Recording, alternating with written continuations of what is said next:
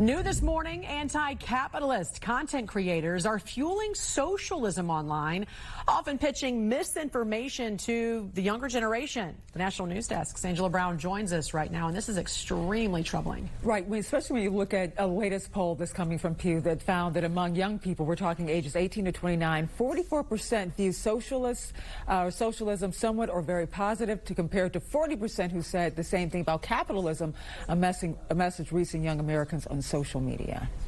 Capitalism versus socialism, and who's winning the battle of messaging on social media? Young people are being exposed to a lot of misinformation and disinformation. Take this TikTok creator getting over 1 million views on one post since 2022, framing the argument for socialism in terms of fairness and economic justice. I personally have run a business on a socialist platform for the past coming up on 11 years. Everyone who works at the company gets equal pay. We don't operate on a for-profit model. We try to break even when there is profit, though. On TikTok, for example, posts discussing socialism are getting millions of views. Concerning to Cedarville history professor Dr. Mark Clausen, expert on socialist governments. Stalin is responsible, and we know from statistics, for at least the deaths of 60 million people. But it's the economic factor that Dr. Clausen says is being romanticized on social media, and younger Americans are buying it. In socialism, if you follow it to its logical end, you end up having people who are not able to rise above a certain level.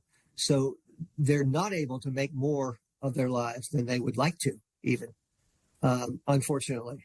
Now, the people at the top will still find ways to make money. We knew that from the Soviet regime. But in the messaging battle, pro-socialist content creators may be winning. Communications expert Derek Green says it may come down to one thing. What is really happening is that these people are better storytellers than the people who may hold a different viewpoint.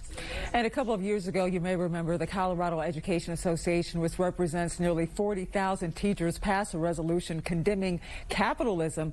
So some argue that the push towards socialism is also happening in the classroom. Wow. All right, Angela, thank you very much.